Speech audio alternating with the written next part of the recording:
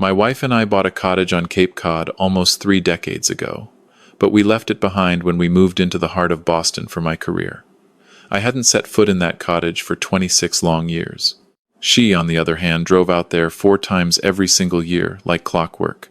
When she passed away last winter, my son looked me dead in the eyes and said, "Dad, just dump that worthless shack already."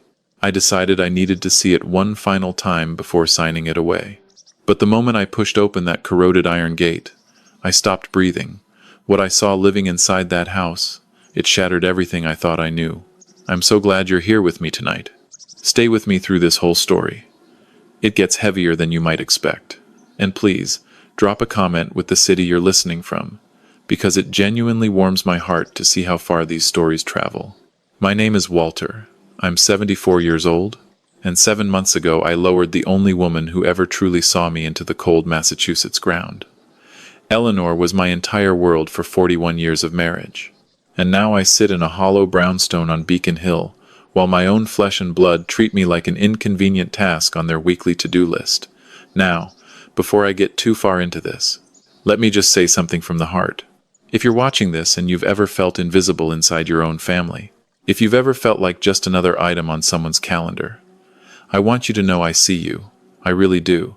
Because what I'm about to share, it took me 74 years to understand. The phone rang at exactly 7:32 on a frozen Tuesday morning, same as it had every Tuesday for the last 6 weeks. My oldest, Bradley, doesn't even pretend to say good morning anymore. "Pop, we need to circle back on the Cape Cod situation again." His voice had that flat corporate tone, the one he reserves for clients he thinks are wasting his time. "You're hemorrhaging cash on that dump." I gripped the porcelain mug Eleanor had given me on our final Christmas together, the one with our wedding portrait baked into the ceramic. My fingers weren't as steady as they used to be.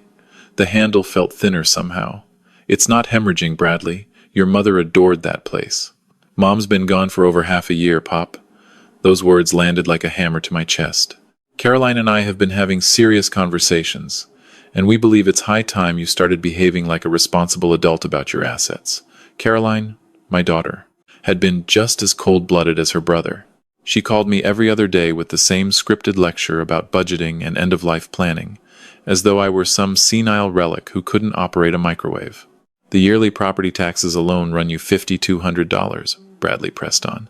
"Then add insurance, the heating bill, the lawn service, the seawall maintenance. You're bleeding close to 17 grand a year on a property you haven't laid eyes on since Reagan was president." Haven't laid eyes on. That part actually hurt. Because it was true.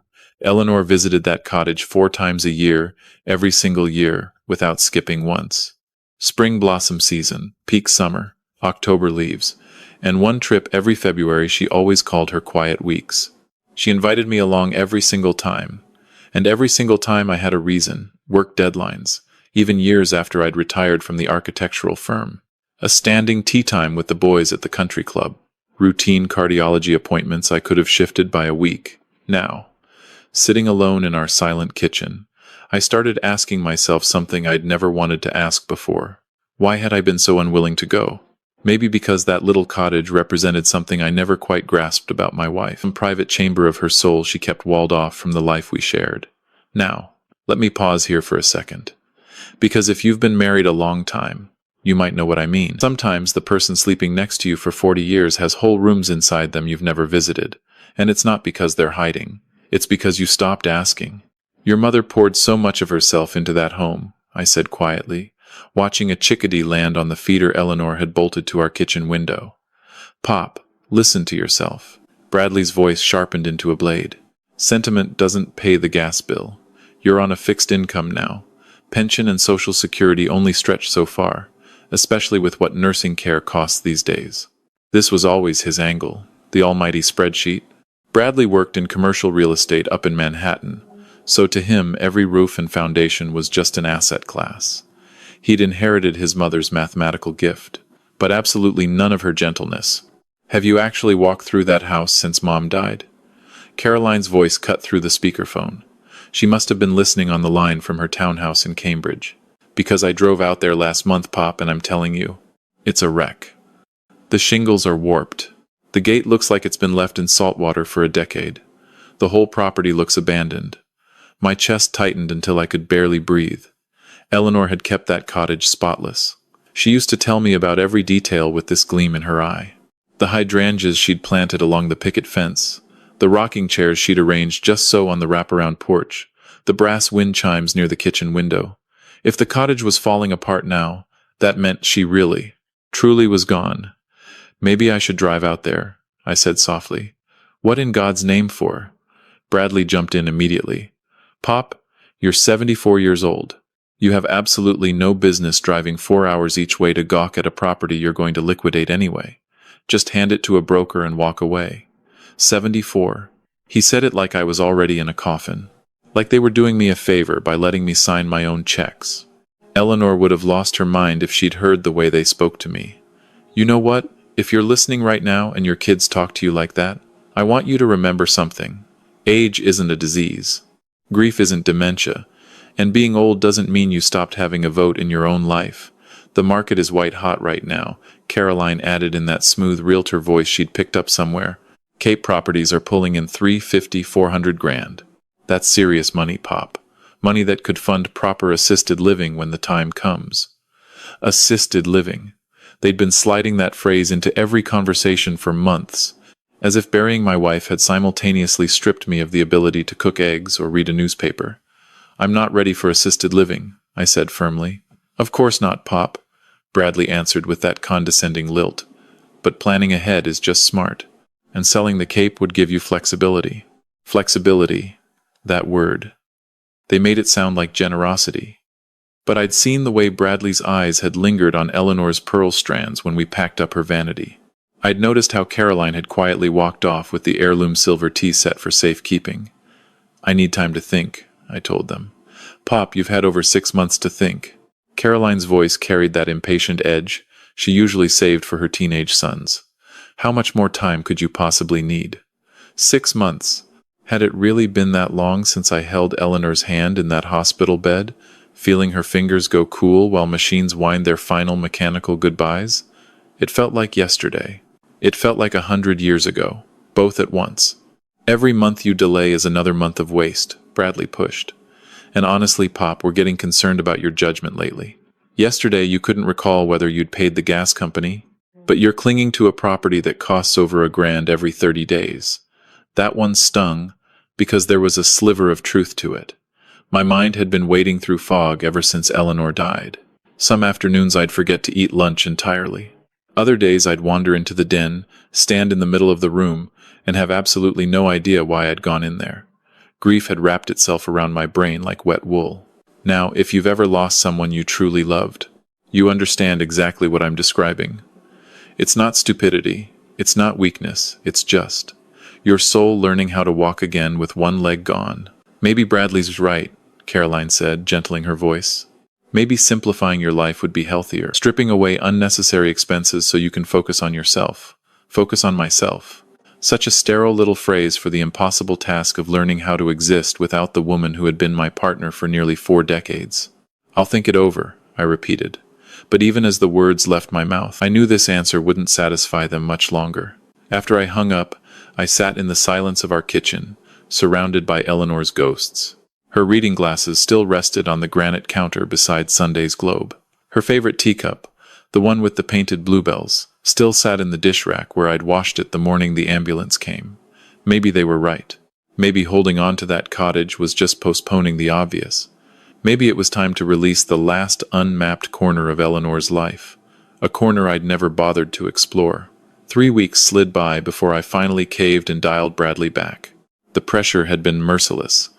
Daily phone calls, surprise drop-ins where Caroline would walk through my brownstone with a notepad, cataloging things she said needed repair. Those carefully placed hints that maybe I shouldn't be making my own decisions anymore. I'll do it, I said when Bradley picked up.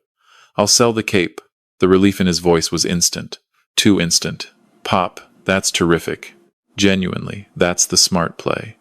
I have a broker, a top closer in Provincetown, who handles luxury coastal listings. She moves properties fast. Moves properties fast. That seemed to be the only adjective my children valued anymore. Not meaningful, not memorable, not the simple fact that this had been their mother's sanctuary. Before we list it, I want to drive out there one more time, I said. There may be personal items still inside. A long pause. Pop, is that really required? What could possibly be worth a 4-hour round trip? Your mother spent a lot of her life in that house, Bradley. There might be photographs, journals, things that matter. Another pause, even longer. All right, but you're not going alone. Caroline and I will come with you. We'll help you triage everything. The very last thing I wanted was my children rifling through Eleanor's private belongings, snap-judging what was treasure and what was trash. They'd already done plenty of that when we cleared her closet here in Boston. I need to do this myself, I said firmly. Pop, you're talking about a 4-hour drive each way. What if the car breaks down? What if you have a cardiac event? Cardiac event. They'd been weaponizing that phrase for months now, as though I were a faulty machine just waiting to short-circuit. Yes, I was 74. Yes, I took medication for blood pressure and a mild atrial flutter. But I was not an invalid. I'll be fine, Bradley. I've been driving longer than you've been breathing. That's exactly what concerns me, Caroline cut in. She'd been listening on the extension again, of course. Your reaction time isn't what it used to be, Pop. And you've been so scattered. Scattered. That was their polite shorthand for thinking grief had broken my brain. And maybe they weren't entirely wrong. I had been forgetting things. Losing chunks of afternoons. Catching myself staring at a single wallpaper seam for an hour without blinking. But this trip felt necessary in a way I couldn't put into words. I'm going, I told them, pushing more steel into my voice than I felt. Either you trust me with this, or you don't. Of course we trust you, Pop, Bradley said too quickly. We just worry. Maybe at least let us know when you leave and when you arrive safely? Check-ins. Like I was a 16-year-old with a learner's permit. But I agreed. Because arguing was exhausting. And because some small, soft place in me wanted to believe their concern came from love and not from inheritance math. I planned the trip for the following Saturday. Bradley offered to hire me a car service. I declined. This needed to be solitary. No witnesses. No running commentary about practicality. The night before I left, I sat in Eleanor's reading nook and pulled down the leather photo albums she'd kept so meticulously labeled. Pictures from our courtship at Boston University, our wedding at the Old North Church, the kids when they were small and still climbed onto my lap at bedtime. But as I flipped through the more recent volumes, something began to nag at me.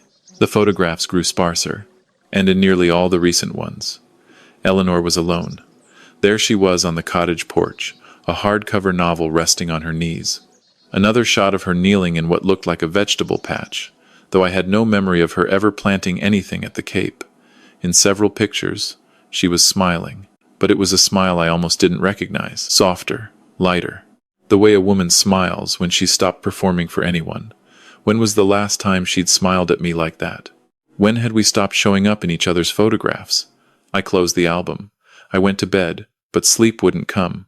I kept circling back to those images, to the woman who had shared my pillow for 41 years, yet had clearly preserved an entire chapter of herself somewhere I'd never read.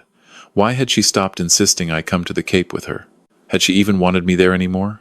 The next morning I packed the Buick with the kind of supplies Eleanor would have demanded.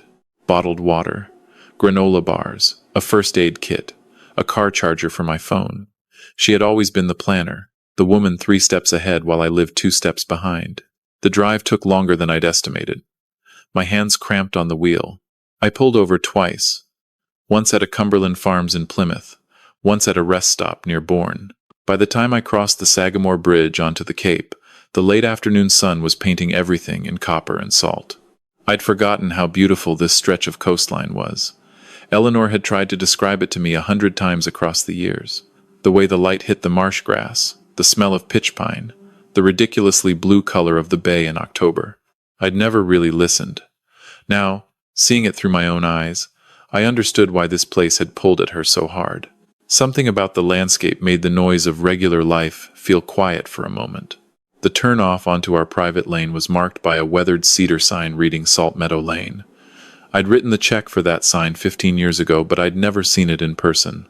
Eleanor had handled every detail of maintaining the cottage for decades. Taxes, contractors, the seasonal opening and closing. As I rolled down the narrow lane toward our cottage, My chest constricted with an awful mix of dread and longing. What was I going to find? What truths had Eleanor tucked away in this place?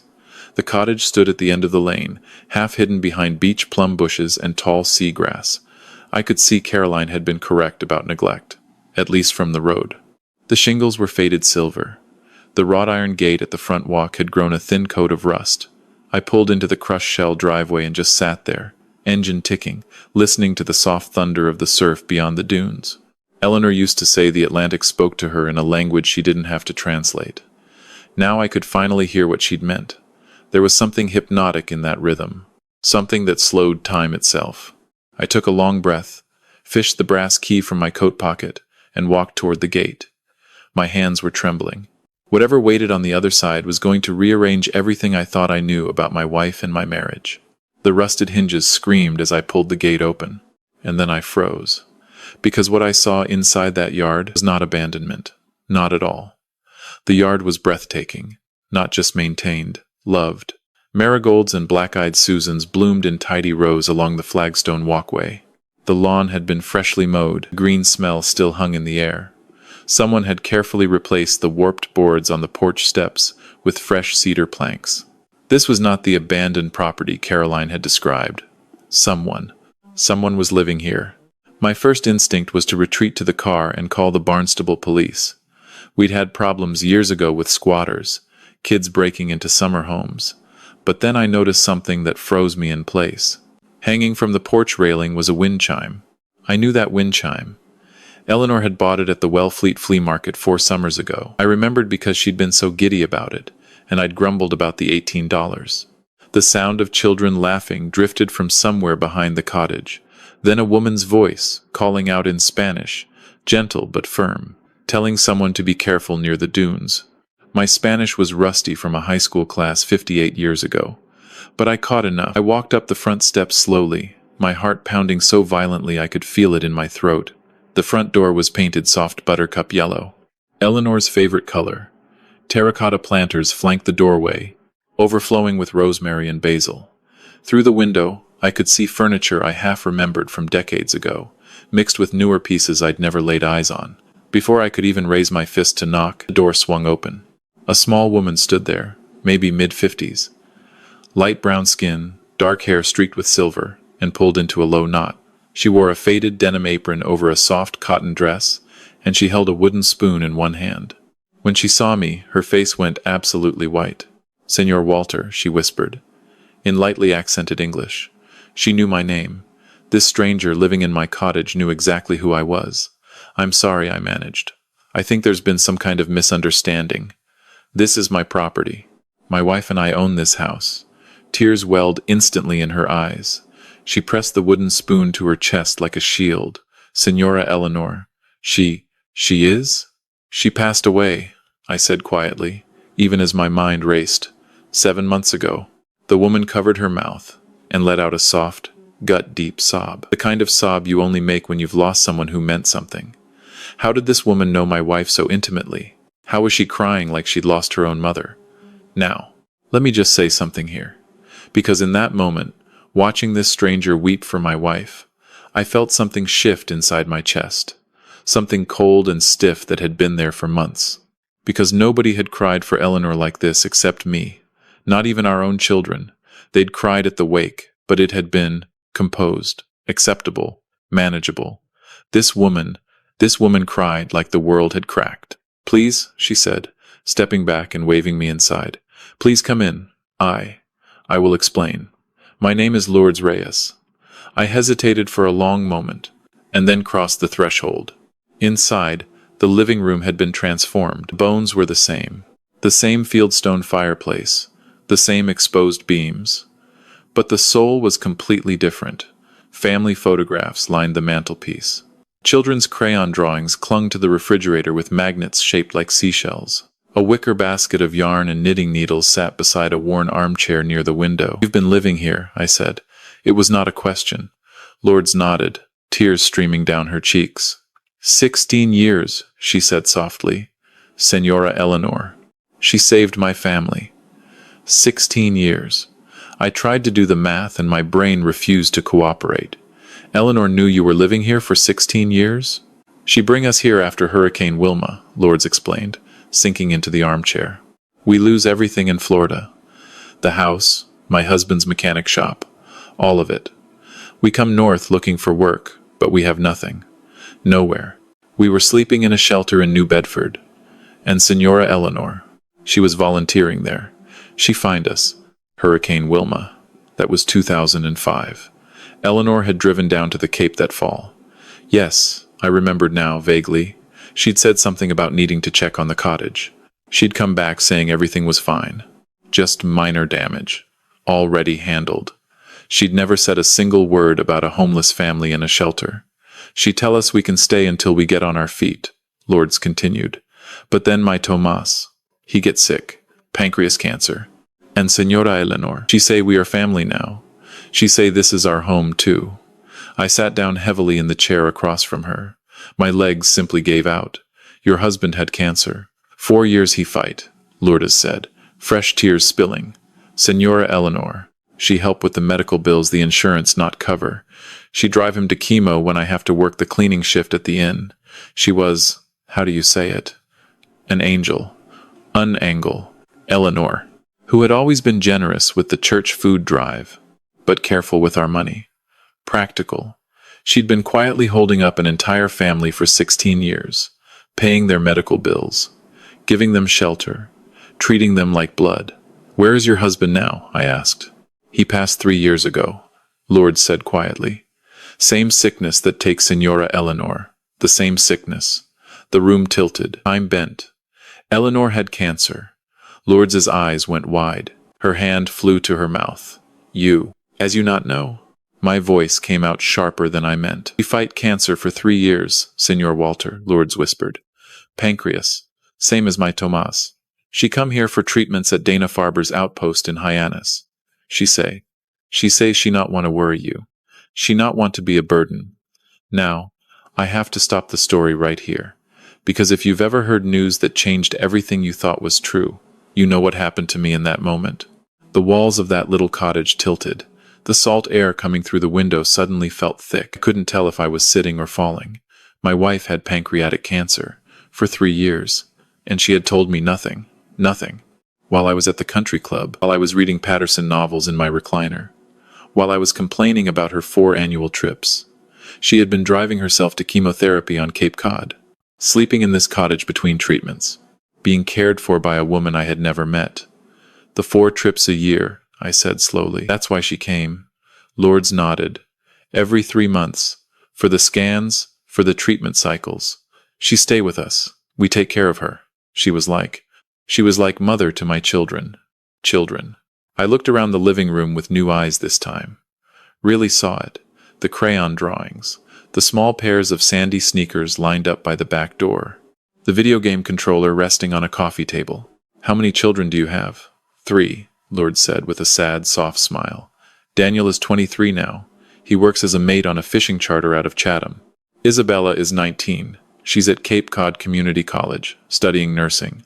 And little Mateo, he's 15. He plays soccer at the high school. They've lived in this cottage their whole lives. Daniel was 7 when we came here. Isabella was 3. Mateo was a baby. I tried to picture it. Eleanor coming here every 3 months. Not for relaxation, not for solitude as I'd always assumed, but for cancer treatments. Staying with this family who had quietly become her second family, surrounded by children who climbed into her lap. While she fought a disease she kept locked behind her teeth at home. Why didn't she tell me? I asked, though I wasn't really asking Lourdes. But she answered anyway. She say you have enough worry. She say you are good man, but you would not understand why she need this place. She say this was her secret garden, where she could be sick without making everyone sad. A secret garden. That's how Eleanor had thought of this cottage, not as real estate, not as an investment. As a sanctuary where she could be vulnerable without burdening anyone she loved. The money, I said suddenly. The taxes, the utilities, feeding all of you. Where did that come from? Lourdes looked uncomfortable. She had a job. She worked part-time at the little art gallery on Commercial Street in Provincetown. She say her paychecks stay here, for the house, for us. Eleanor had a job. My wife. who I'd thought was just taking pleasant little vacations 4 times a year, had been working a part-time job to support another family while battling pancreatic cancer alone. Senor Walter, Lourdes said carefully, your children, they know about us. Something inside my chest went cold. What do you mean? After Senora Eleanor pass. They come here. They tell us we have to leave. They say you are selling the cottage, and we have no right to be here. The son, he was very angry. He say we are taking advantage, stealing from family. The daughter, she was less angry, but she say we have to go before you find out anything. Bradley and Caroline knew. They knew about Lourdes and her family.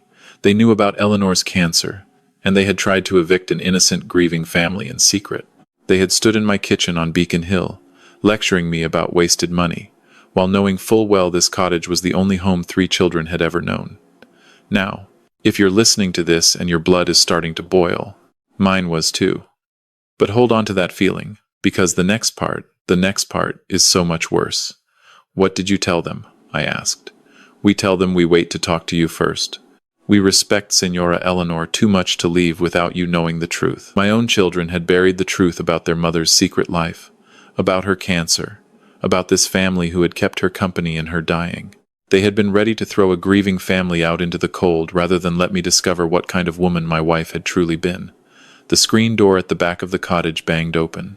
A teenage boy walked in, sandy and salt-streaked, shaking sand out of his sneakers. He was tall and lean, with dark eyes and a shock of curly black hair. When he saw me sitting there, he stopped cold. "Mommy," he said, his voice uncertain. "Mateo, come meet Senor Walter," Lourdes said gently. Senora Eleanor's husband. The boy's face shifted from caution to something almost like relief. "Senor Walter, Senora Eleanor talked about you all the time. She said you were a good man. She said you just needed time to understand." "Understand what?" I wanted to ask. But looking at this boy, a boy who had grown up under my roof, a boy my wife had loved like a grandson, I started to suspect that the person who needed to understand was not Eleanor. It was me. Mateo led me into the kitchen, where Lourdes had set out coffee and a plate of pastelitos still warm from the oven. He moved through that kitchen the way you only move through a place that's truly yours. He drummed his fingers on the table while he spoke. The exact same nervous habit Eleanor had. "Senora Eleanor always said you would come here someday. She kept a box of letters for you, in her room." "What letters?" I asked. Lourdes and Mateo exchanged a glance. "She wrote to you sometimes," Lourdes explained, "when she was scared or feeling alone. But she never sent them. She say maybe one day she will be brave enough. That day never come." My throat tightened until I could barely swallow. Eleanor had been writing me letters. For years. Pouring out things she couldn't say to my face. "Can I see them?" Lourdes hesitated. "Are you sure, Senor Walter? Some things, they may hurt to read." I considered that. In the past hour, I had learned my wife had fought cancer for 3 years in total silence, that she'd been quietly raising another family for 16 years, that my own children had known everything and chosen secrecy over truth. How much more pain could a few letters possibly contain? "I need to see them," I said. Lourdes nodded and rose. "Mateo, take Senor Walter to Senora Eleanor's room. I will bring the box." Mateo led me down a narrow hallway. I hadn't walked in over 26 years. He opened a door at the very end, and I stepped into what was unmistakably Eleanor's private sanctuary. The walls were soft, sea-glass green. The bedroom window faced east, toward the water, with a writing desk angled to catch the morning light. Bookshelves lined the wall, filled with novels I'd never seen her read at home. Poetry collections, memoirs about illness, books about gardening. She spent a lot of time here, Mateo said quietly, especially when the medicine made her too tired to do anything else. On the nightstand was a framed photograph that punched the air out of me. It was a picture of us, our honeymoon in Bermuda, 41 years ago. We were standing on a pink sand beach, young and tan and so violently in love that I could feel it leaking out of the frame. Beside it was a more recent photograph, the 3 children, Daniel, Isabella, Mateo, building a sandcastle on the bay shore. Lourdes appeared in the doorway holding a wooden box. I recognized that box. I had built it for Eleanor in a woodworking class at the community center over 30 years ago. She'd told me she loved it. I'd never asked what she kept inside. "Take all the time you need," Lord said, setting the box on the desk. "We give you privacy." She closed the door softly behind her, and I was alone. Alone with 3 decades of my wife's silent thoughts. I sat down at her desk and opened the lid with shaking hands. Inside were dozens upon dozens of letters, neatly organized by date, going back almost 20 years. The earliest were on our regular monogrammed Boston stationery. The later ones were on different paper. Letterhead I didn't recognize. Hyannis Cancer Care Pavilion. I picked up a letter from somewhere in the middle, 3 years ago. "My dearest Walter, today Dr. Patel told me the cancer has come back. She wants to start the 2nd round of chemotherapy right away. But I asked for a few days to think, not because I'm not going to fight, I am, but because I need to figure out how to do this without ruining the peace you finally found in retirement. You've been so happy these past few months. Playing golf with Henry and Frank. Reading those Lee Child novels you love. Smiling more than you have in 15 years. How can I take that from you? I know what you're thinking as you read this, that I should have told you immediately, that we should face this together. And you're right. But Walter, you spent 40 years carrying everyone. You worked 70-hour weeks at the firm. You held my hand through 3 miscarriages. You sat in waiting rooms during my mother's slow death from Alzheimer's. You held our children through every fever, every nightmare. You've earned the right to be a happy man without a wife dying in the next room. Lord says I'm being selfish, that I'm robbing you of the chance to be my hero one final time. But Walter, I've watched you be everyone's hero for so long. Maybe this time I can be my own. Maybe I need to know I can do something hard without leaning on you. The children don't need to know either. Bradley is so consumed with his promotion. Caroline has her hands full with the boys. They have their own lives. They shouldn't have to watch their mother fall apart. I hope someday I'll be brave enough to give you these letters. I hope someday I'll be able to explain why I needed this place, why I needed Lourdes and her family, why I needed to keep this part of myself separate. It's not because I love you any less. It's because I love you too much to watch you suffer through my suffering. I love you, Walter. I have loved you every single day for 38 years, even in the years when we felt like polite strangers sharing a hallway, especially then. Forever yours, Eleanor. I had to stop reading. My hands were trembling so hard the paper rattled. Tears were running down my face into my collar. Eleanor had been sick, scared, fighting for her life, and she'd done all of it alone, because she'd wanted to protect me from sadness. But the worst part was that she had been right. I had been happy in retirement. I had been golfing and reading and puttering around our brownstone, completely oblivious to my wife's pain. How had I become so deaf to the only person who had ever truly loved me? Now, if you're listening tonight, and this is hitting you hard, please, go look at the person beside you. Or call them, or text them. Don't let your retirement be the place where your marriage goes silent. Don't let comfort become a reason to stop paying attention. I picked up another letter. This one from just over a year ago. My dearest Walter. Today was a good day. The latest scans show the tumors are responding to the new protocol. Dr. Patel is cautiously optimistic. I felt strong enough today to help Lourdes plant new dahlias along the front walk. Mateo taught me how to make friendship bracelets out of fishing line. Isabella showed me her acceptance letter from the nursing program. These people have become my family in a way I never thought possible. When I'm here, I'm not Eleanor the wife or Eleanor the mother. I'm just Eleanor, a woman who likes flowers and teenage gossip and the sound of children laughing through screen doors. I had forgotten that woman existed. I think about bringing you here sometimes. I imagine showing you the dahlia bed, introducing you to Daniel's girlfriend, Beatriz, watching you teach Mateo how to throw a proper slider. But then I remember how uncomfortable you get around new people, how you always feel like an outsider in other people's homes. This is my space, Walter. For the first time in my adult life, I have a space that belongs entirely to me. Does that make me a bad wife? I don't think you'd understand. You've always been so self-contained, so sure of who you are. You don't need other people the way I do. But I do, Walter. I need Mateo asking me to help with his English essay.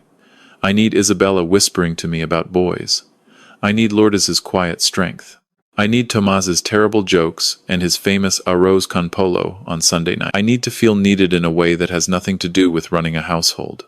Is it wrong that I'm happier here than I am at home? Forever yours, Eleanor. I set the letter down and stared out the window at the slate-gray Atlantic. She had been right about me in some ways. I was uncomfortable around strangers. I did prefer my routines, but she had been wrong about the most important thing. I would not have been fine without her. I was not fine without her. There was a soft knock at the door. Lourdes peered in. "You okay, Senor Walter?" I wiped my face. "Lourdes, can I ask you something honestly?" "Of course." Was she happy here? Truly happy? Lourdes thought for a long moment, looking out at the water. She was herself here. Sometimes sad, sometimes scared, but always herself. At home, she said she felt like she was playing a role. Here, she could just be Eleanor. Just be Eleanor. My wife had felt like she was playing a role in our own marriage. What did that say about the life we had built together? "There is one more thing," Lourdes said carefully. "At the bottom of the box." She wrote it just before she got too sick to come here anymore. I dug through the letters and found an envelope marked, "For Walter. To be opened only if something happens to me." My hands trembled. After 41 years of marriage, I was finally about to learn what my wife really thought of our life together. The handwriting on this final letter was shakier than the others. There were watermarks on the paper from old tears. "My beloved Walter, if you are reading this, then I am gone, and you finally found this place that meant so much to me. I hope Lourdes and her family have explained why I kept this secret from you. I hope you can understand, even if you cannot forgive me. I need to tell you something that will hurt you, and I am sorry for that. But you deserve the truth about our children, especially now, since I will not be there to soften them anymore." Bradley and Caroline have known about Lourdes and her family for over 2 years. They found out when Bradley was reviewing our financial accounts after I gave him power of attorney for the cottage. He saw the recurring payments for utilities, taxes, groceries. He hired a private investigator to find out what was happening. When they discovered Lourdes and the children living here, they did not come to me. They did not come to you. They came here, and they threatened them. They told Lourdes she was trespassing. They told her they would have her arrested. They threatened to call ICE on her family. They threatened to claim she had been stealing from us. Lourdes called me, terrified, sobbing. I drove down that same night. I confronted our children in this very kitchen. Walter, I have never seen them so cold. Bradley told me supporting Lourdes was fiscally irresponsible and that I was compromising their financial future. Caroline said I was being manipulated. When I tried to explain how this family had cared for me through chemotherapy, Bradley actually laughed. He said, "Mom, you're sick. You're not thinking clearly. These people are using your condition, using my condition, as if cancer had made me stupid instead of just exhausted."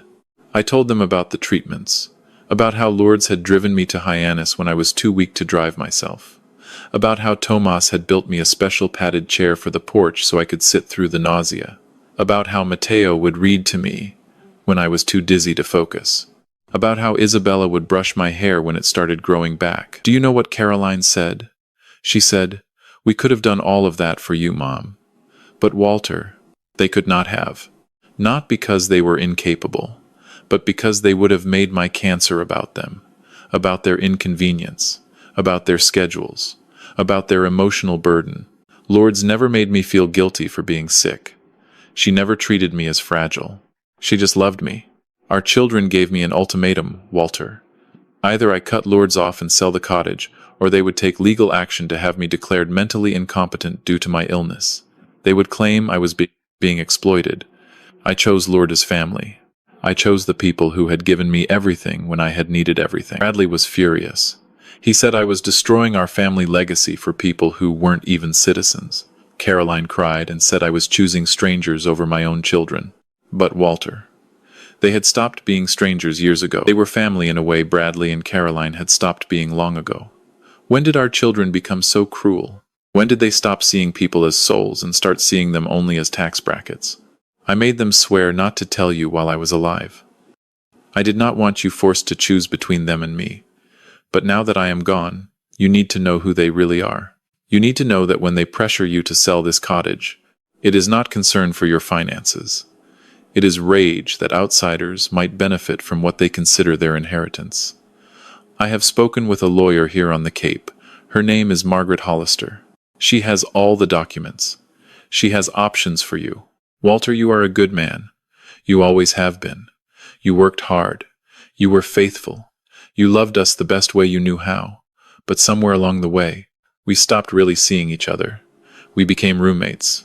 And our children learned to see relationships as ledgers. I do not blame you. I do not blame myself anymore either. Sometimes people just drift. But I hope you can find your way back to the man you were before the world made you tired. Lourdes and her family loved me, not for what I gave them, but for who I was when I was with them. I hope you can find a family that chooses you back.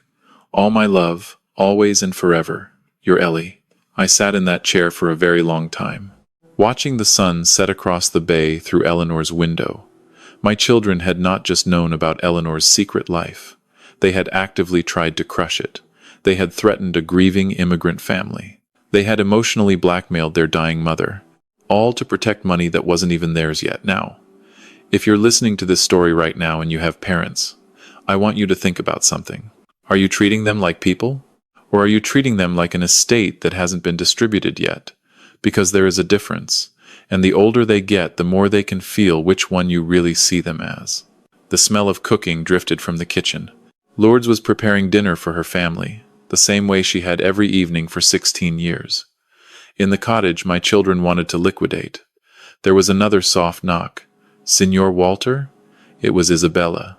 I'd heard her come home earlier from her shift at the diner. Mommy says dinner is ready, if you want to eat with us.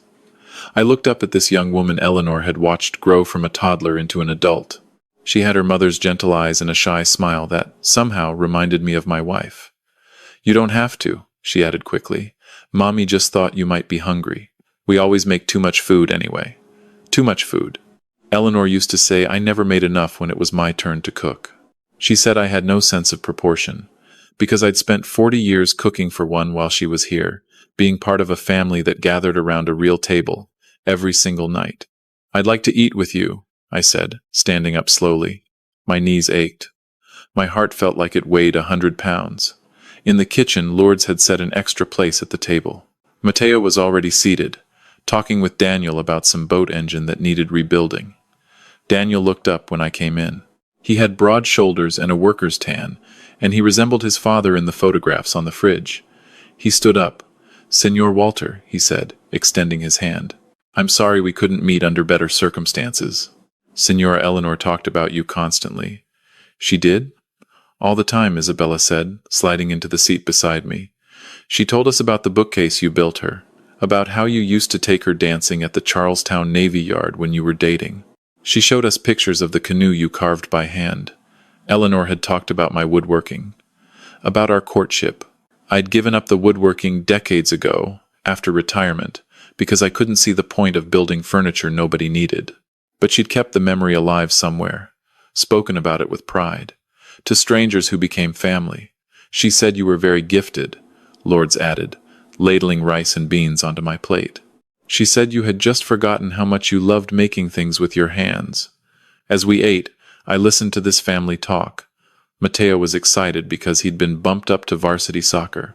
Isabella was nervous about her clinicals. Daniel was saving up for a ring for Beatriz. Normal family conversation. The kind Eleanor and I used to have with Bradley and Caroline before they became adults who only called when they wanted something. Signor Walter, Mateo said as Lourdes brought out a small flan, are you going to make us leave? The question hung in the kitchen. 3 pairs of eyes turned toward me. Lourdes opened her mouth. Mateo, that is not appropriate. It's okay, I said. It's a fair question. I looked around the table at these people who had loved my wife when I was too distracted to notice she needed loving, who had nursed her through illness I never knew existed, who had given her the warmth our own children had stopped offering somewhere along the way. My phone buzzed. I knew without looking it was Bradley or Caroline. For the first time in 7 months, I turned my phone off without reading.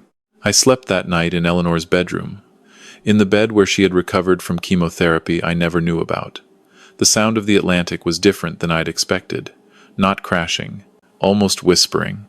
It eased something in my chest I hadn't known was clenched.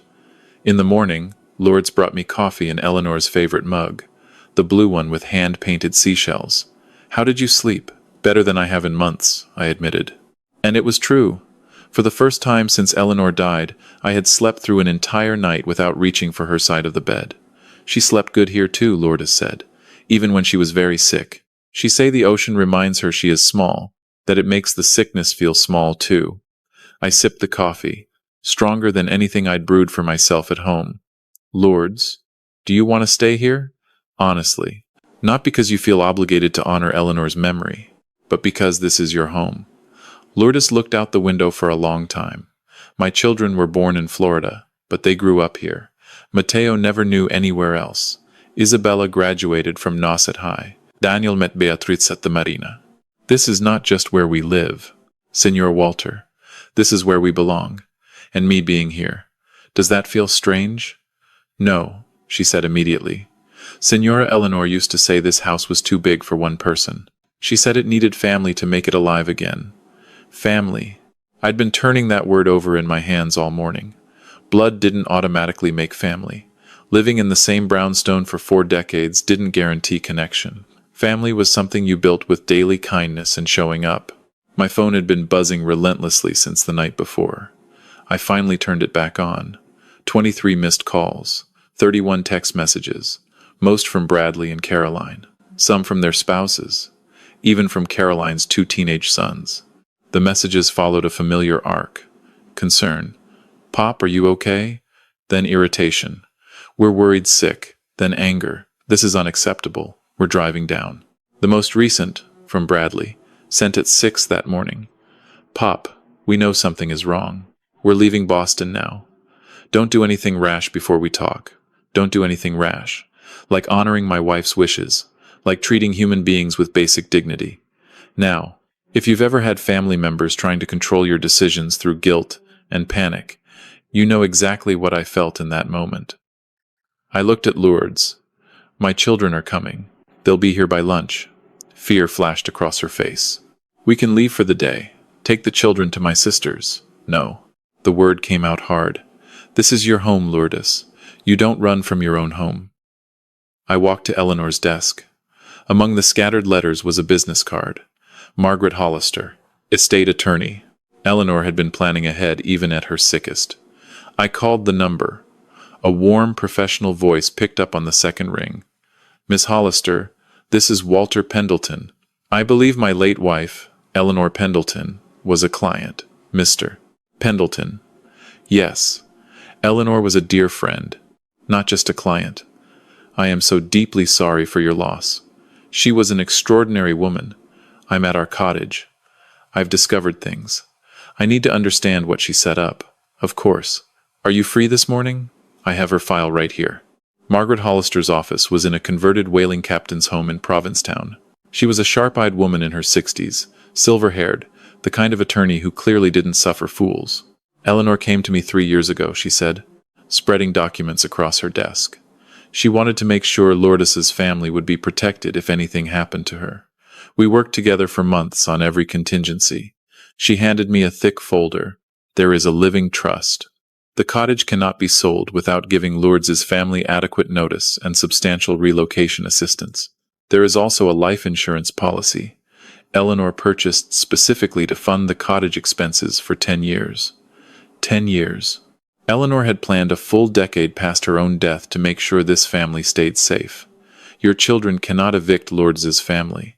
Eleanor made absolute a smaller property nearby for yourself. A smaller property nearby. Eleanor had even planned for the possibility that I might want to stay. She really thought of everything. Eleanor spent months working through every detail. She wanted everyone treated fairly. But Mr. Pendleton, I should tell you, she hoped you would choose option 3. Margaret leaned back. Because she said you'd been lost since retirement. She said you needed a purpose, a family that needed you, not just for your money. She believed Lourdes and the children could give you that. Now, let me say something here. Because if you're sitting at home tonight, watching this story, and you've been feeling lost since you retired, you are not alone. So many men, especially in the United States, define their entire identity through their work. And when the job is gone, suddenly they are floating. Eleanor had seen that in me. She had been planning my second life. Even while she was dying. There was one more thing. Margaret slid a small, sealed envelope across the desk. Eleanor asked me to give you this, only if you came here and met Lords's family yourself. Inside was a short note in Eleanor's handwriting. Walter, if you are reading this, then you have seen what real family looks like. Don't let our children's greed bury something beautiful. Choose love. Choose belonging. Choose the life we forgot how to give each other. All my love. Ellie. My phone rang. Bradley. Pop. Where the hell are you? We're at the cottage. There are people here claiming they live here. I could hear Caroline shouting in the background. I could hear Matteo trying, in his careful and respectful English, to explain things. I'm handling business in town, I said. I'll be back within the hour. Pop, do not do anything stupid. We need to talk before you make any decisions about these people. These people, as if Lourdes and her children were objects to be sorted.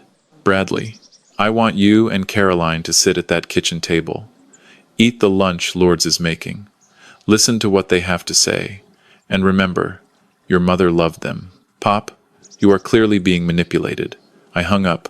I turned the phone off. Margaret was watching me with something that looked almost like pride. What are you going to do?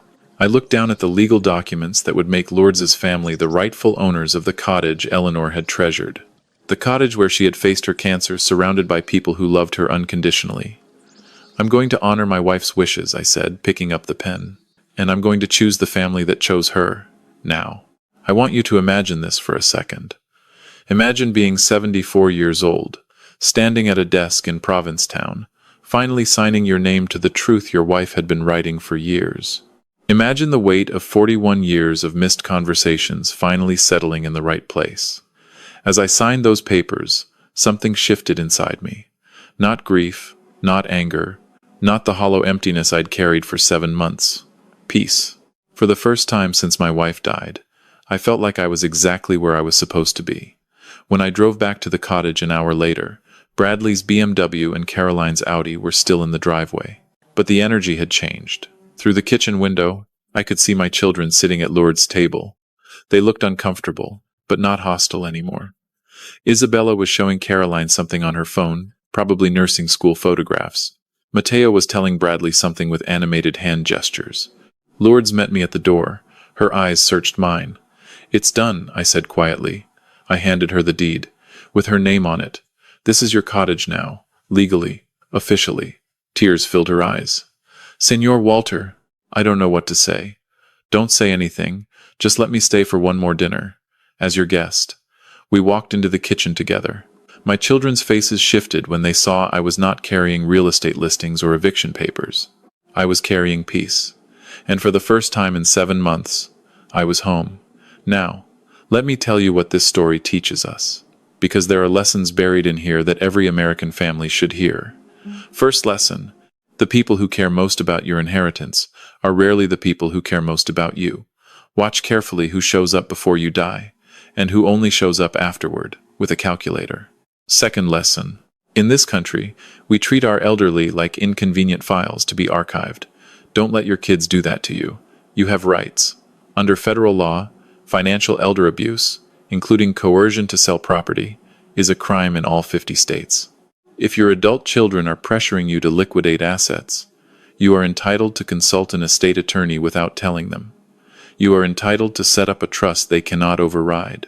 You are entitled to designate a power of attorney who is not in your immediate family. The Elder Care Locator at 1-800-677-1116 connects you to free local resources. AARP has free legal counsel referrals in every state. Adult Protective Services exists in every county for a reason. The biggest mistake most of us make in marriage is assuming that comfort means closeness. Comfort can become silence. Silence can become two people quietly mourning a marriage they're still inside of. If you're married right now, ask your spouse a real question tonight.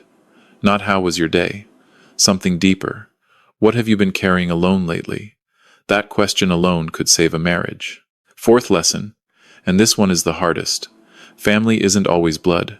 Sometimes the people who hold your hand at 3 in the morning aren't related to you at all. And that's okay. That's actually how it's supposed to be sometimes. So tonight, I want you to do one specific thing. Pick up your phone. Text someone who has been chosen family to you. Tell them they matter. Don't wait until they're gone. And ask yourself this question before you sleep tonight. If I died tomorrow, who would actually mourn me? Who would feel my absence like a missing limb? Make sure those people know they matter, while you still can. Now, if you're still here with me at the end of this story, thank you, truly. I want to hear from you in the comments. Comment 1 if you think Walter did the right thing transferring the cottage. Comment 2 if you think his children deserved a quicker forgiveness. Comment 3 if you've ever been in a similar situation where family fought over a parent's inheritance. And right below that, tell me where you're watching from, your city, your country, what time it is wherever you are. I genuinely love reading every comment from every corner of the world. It blows my mind that one story can travel that far. That night, after Bradley and Caroline drove back to Boston in stunned silence, I sat alone on the porch Eleanor had loved. Lourdes had given me her spare room. Tomorrow, I would start looking at small cottages nearby, not because I had to, because I wanted to. I had finally found the family Eleanor had been quietly building for me all along. Disclaimer. This is a fictional story inspired by common situations many American families face, but it has been 100% rewritten by me here in New York to avoid reused content and to bring you something genuinely original. Any resemblance to real persons is coincidental. If you enjoyed this story, please give it a like, subscribe to the channel, and hit that little bell so you don't miss the next one. There are so many more stories like this coming. Stay kind, stay awake, and don't wait until someone is gone to ask them who they really were.